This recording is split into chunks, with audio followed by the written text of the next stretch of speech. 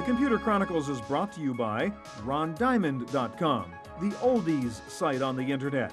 Music and memories from the 50s, 60s, and 70s, not just another jukebox. Additional support comes from the law offices of Ivan Hoffman, Lawyering with Integrity, for internet law, copyright, trademark, and other intellectual property law. And by TechWeb for up-to-the-minute technology news.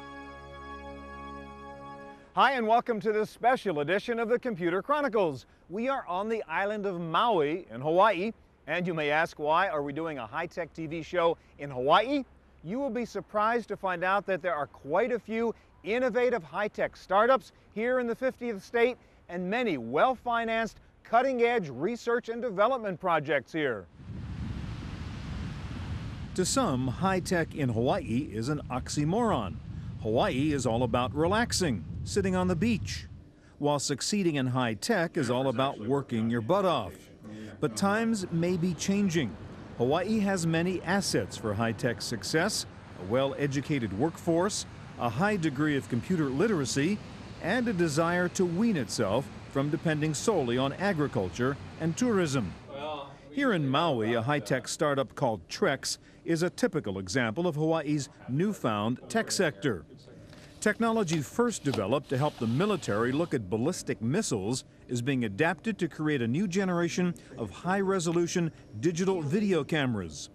This digital photography technology, developed to wage war, is also being applied in another way: low-cost mammography machines for screening breast cancer, and new filmless X-ray machines that can be taken into rural areas or into third-world countries. Trex is located here in Maui's new Research and Technology Park, home to several high-tech startups. Trex, like many technology companies here in Hawaii, started out as a division of a military contractor. But Trex is now a spin-off focused on using its technology to develop commercial consumer products. Our big thrust of our effort is to put out a commercial product. And what we've identified, we have a technology that's patented that gives higher performance, lower cost than what you can find elsewhere on the market. And we're pushing that into an area that we think has a very good shot at becoming profitable, and that is we're building video frame rate CMOS sensors. Because of our high sight technology, our thin film coating technology, we can achieve lower costs and higher performance than other people. So we think we have an advantage in the commercial arena there. While Hawaii may not have the sources of venture capital funding that you would find in the Silicon Valley or in the Boston area, it has something even better: the Defense Department's R&D budget.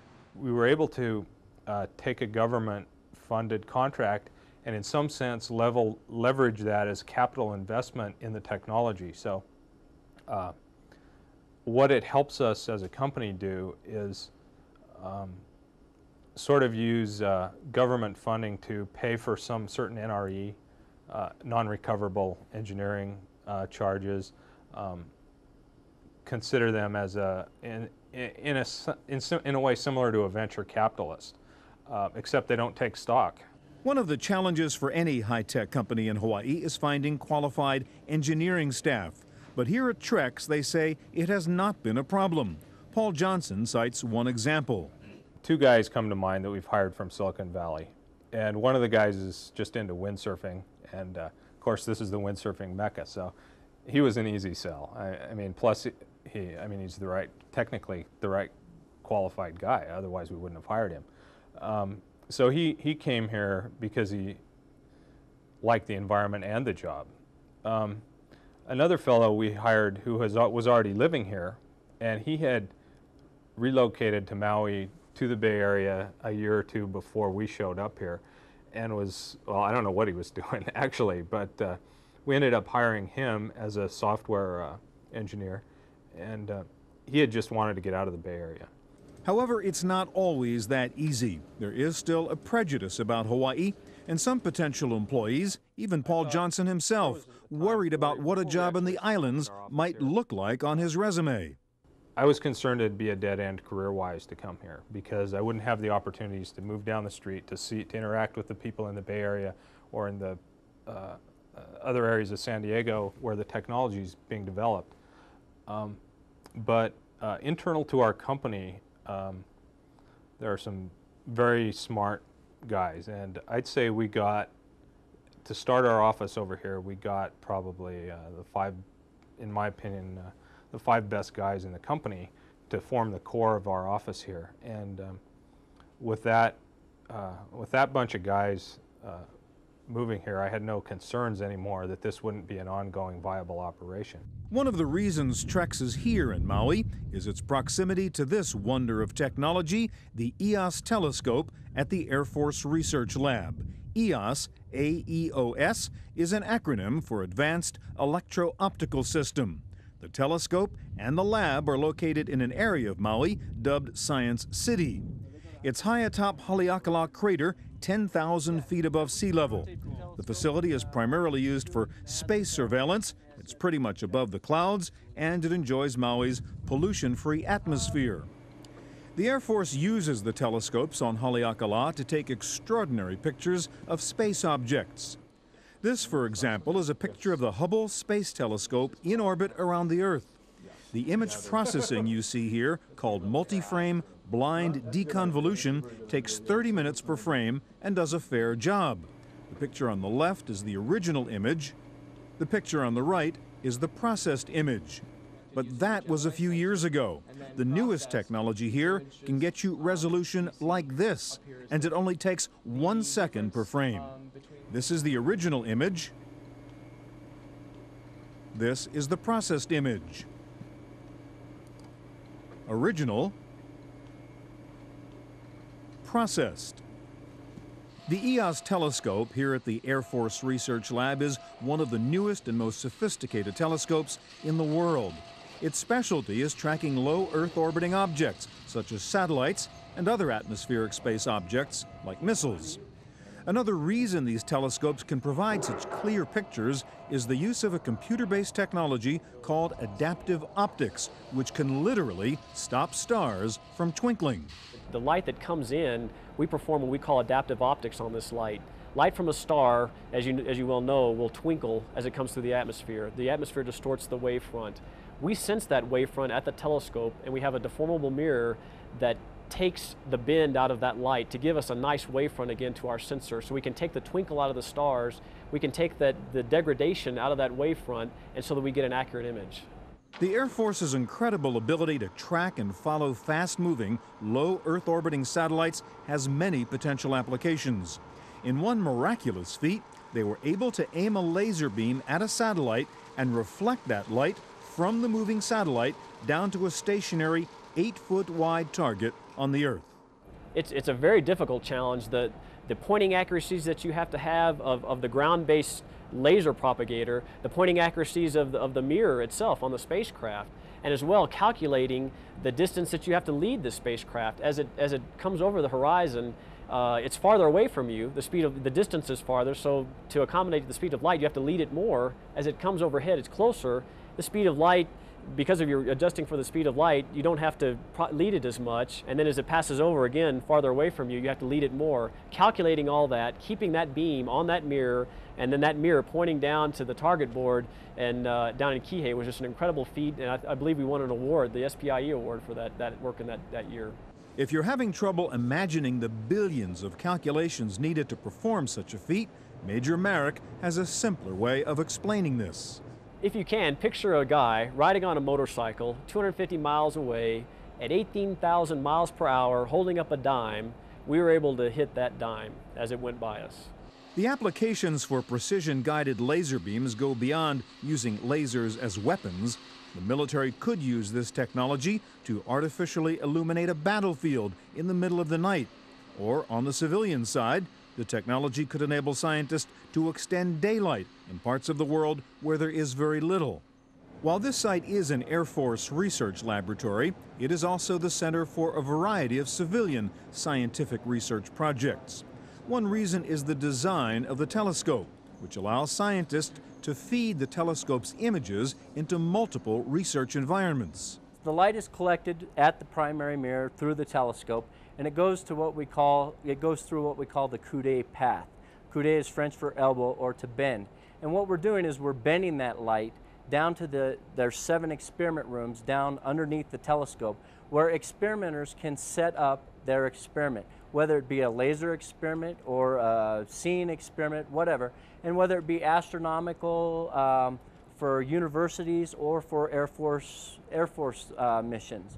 Building such a sophisticated technology installation here on the small island of Maui was no small task, especially since the telescope's design had to ensure there was virtually no vibration from the surrounding support activities. We basically poured 12 million pounds of concrete and steel in a center pedestal within the building. We put a cone structure on top of that, and the telescope is mounted on top of that cone structure. The reason why we did this was to try and eliminate as much vibrations as possible. We then stepped back 2 inches and we built an outer building where all of our mechanical equipment is then located. Anything that vibrates is mounted on that outer portion of the building, so no vibrations would be induced into the optical system. The Air Force's extraordinary ability to see things in space from their location here on Haleakala in Maui has had some very practical applications for NASA's Space Shuttle program. This is a picture the Air Force telescope took of the John Glenn shuttle mission. This is the shuttle tail in its normal flying position, which is upside down. When the John Glenn mission went off, there was they had indications, I believe, there was a problem with the door at the tail of the space shuttle. We were contacted by NASA. Everybody was being contacted by NASA from that standpoint. But we were contacted by NASA to take images of the space shuttle to see if we could see anything at the tail of the space shuttle. We took those images. It was during the daylight with our daylight imaging systems, and we have to perform some special processing on those images. With adaptive optics, we try to take out the problems with the atmosphere with a deformable mirror. On our daytime imaging system, we don't have adaptive optics. We have to do processing on the individual frames themselves. By looking at those frames, we take out the blur, we take the average basically of what's going on in those frames, sharpen those up, and then we had a very good product that we delivered to NASA to help them determine that everything was okay with the John Glenn mission. Another unique activity here at the Air Force Research Laboratory is a new program for the Jet Propulsion Lab designed to track asteroids which could potentially threaten the Earth. One of the activities that we're hosting is this JPL experiment, the Near Earth Asteroid Tracking System. We have a package on one of our telescope mounts that is taking data through a wide field of view camera to look for asteroids. They take this data and compute whether any traces or tracks that they see are known asteroids or compute to known trajectories, or whether they're new asteroids, and based on the amount of reflected light that they see, the size of those asteroids and if they may be hazardous or not, depending on their trajectory and how big they are.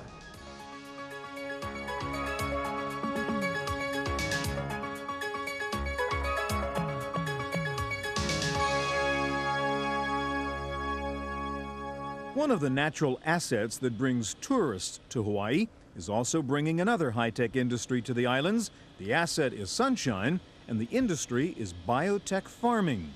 This is a microalgae farm using a new technology called closed pods. Up until now, microalgae was grown in open ponds, just as in nature. But that's not a very efficient way to grow microalgae. If you can put them in these spherical closed domes, you can increase the exposure to sunshine, reduce the exposure to contaminants, and grow better, cheaper microalgae.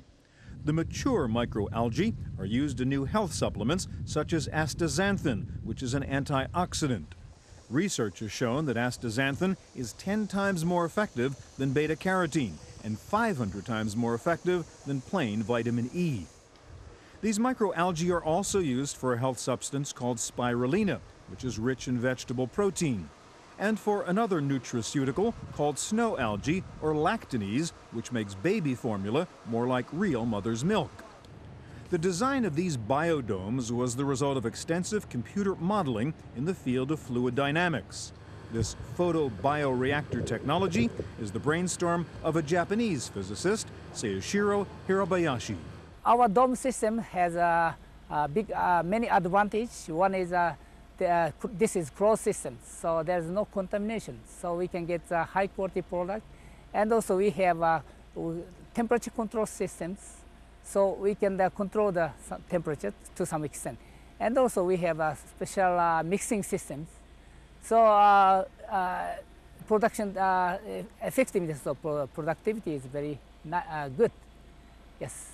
In fact, productivity is so good here that it takes only 10 days to turn raw microalgae into a mature product that is worth 5 times more than it was when it first arrived. One of the reasons Hawaii is pursuing the high-tech industry is because its traditional agricultural businesses are declining. This is a rusted-out sugar processing plant on Maui. With increasing competition from low-cost foreign producers, Hawaii's pineapple and sugar plantations are under pressure and in some cases closing down. This is a power source which converts the power from 12-volt battery. One of the weapons in the battle to keep Hawaii competitive in agriculture is technology. This is a sugar plantation on the island of Maui, run by the Hawaiian Commercial and Sugar Company, HCS. One of the challenges for sugar growers in Hawaii is to get the water in the mountains down to the sugar crops in the plains. To get good quality sugar, you need just the right amount of irrigation, and that means knowing where the water is and how fast it's flowing. HCS is trying to solve that problem with a new high-tech approach that uses solar power, wireless technology, and speech synthesis to provide managers with up-to-date information on irrigation flow. The problem we're trying to solve is trying to find a more efficient way of getting the harvested surface water from the East Maui watershed area over here to the sugarcane and the Central Valley. We have domestic users here, also in the upcountry area. And basically the problem is just trying to get that water here as efficiently as possible and being able to monitor that accurately.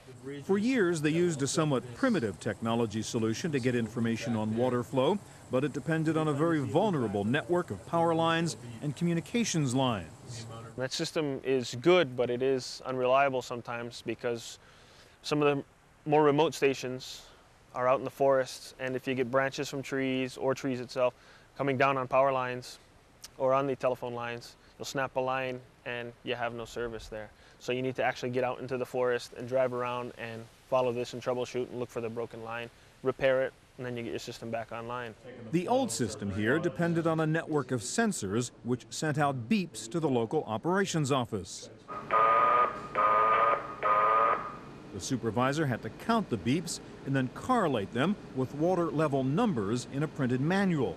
If a storm came along and blew down a few trees, odds were high that the lines would go down, and days would go by before the network could be repaired. Now, using speech technology and the wireless network, operations supervisors are able to get real-time data, more accurate data, and not have to worry about the next storm. 72.67 million gallons. The demise of sugar in Hawaii is also affecting the energy industry here. In the old days, when sugar was king, the sugar plant waste was used as fuel to generate electricity for the islands. Fewer sugar plantations has meant less sugar waste to burn, and that means Hawaii has had to find new sources of energy. Yeah, that one opened up, yeah. Here on the Big Island of Hawaii, engineers like Lisa Dangelmeyer are working to manage new alternative energy resources in a way that could be a model for communities on the mainland which are facing a shortage of energy. Hawaii, in fact, has proven to be somewhat of a laboratory for energy research, since its very isolation means it can't solve an energy shortfall by temporarily borrowing electricity from a nearby state. That means Hawaii has had to develop the most reliable energy grid possible and develop energy management technologies which may be helpful in the other 49 states. For example, the network management software here takes only 2 seconds to report back a problem anywhere on the grid, half the time it would typically take at a mainland power company. As an island operation, there's a couple of things that make that a unique challenge for an electric utility. One of the challenges is that we're physically a smaller grid in terms of the total amount of what we call inertia on the grid. The inertia is what stabilizes your system frequency. So if something should happen, like let's say a generator should trip offline, on the mainland, first of all, that would have a smaller impact on the frequency because the total inertia would be higher on the mainland. And then the other thing that would happen is on the mainland, the tie lines would automatically pull in power from neighboring utilities. Hawaii has also escaped the disruptive aftermath of utility deregulation. it is still the power generator and the distributor, so it continues to focus all of its effort on only one goal, serving the customer.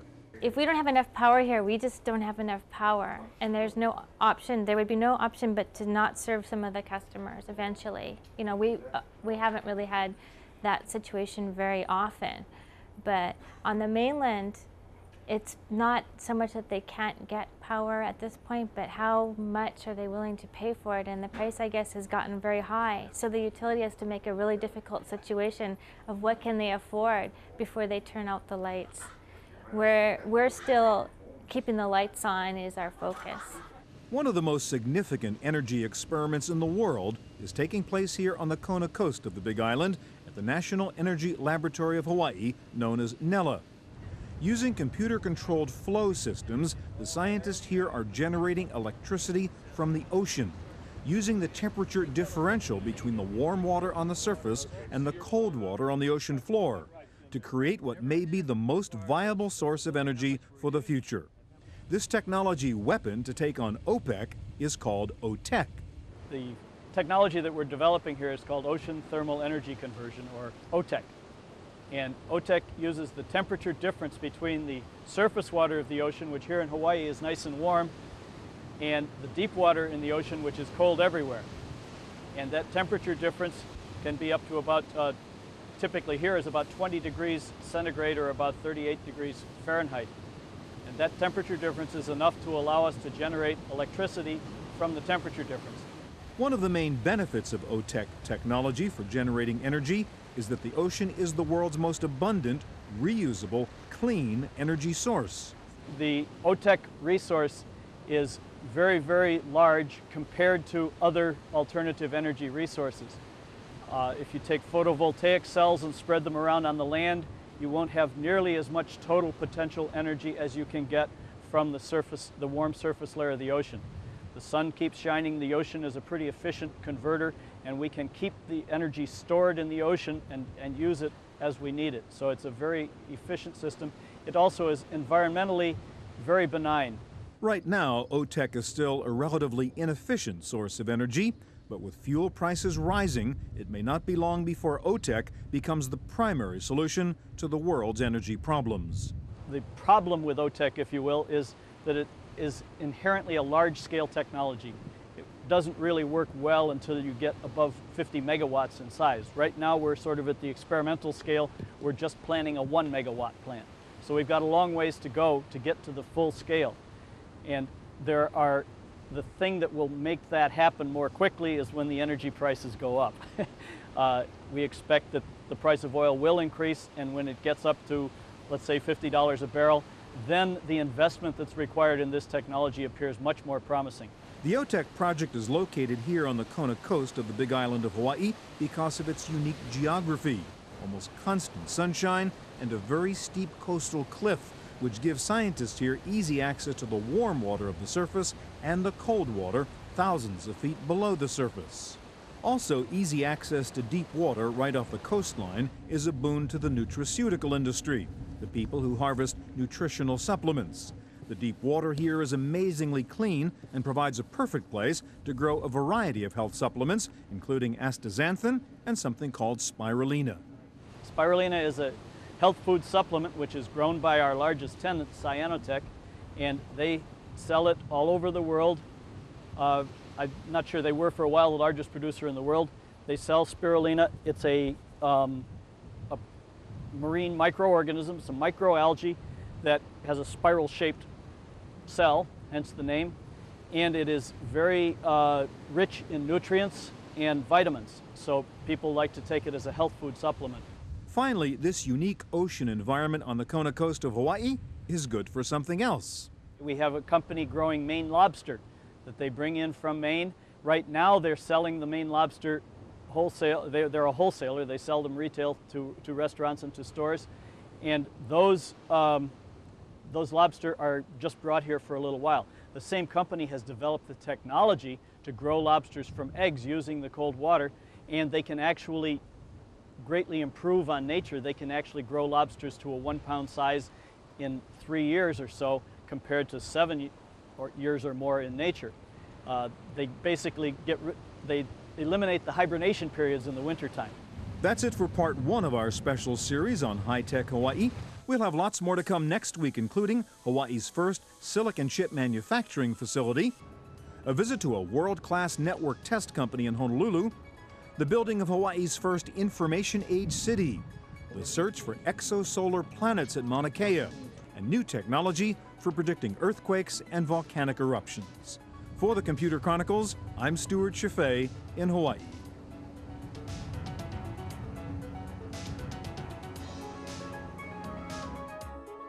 The Computer Chronicles is brought to you by RonDiamond.com, the oldies site on the internet.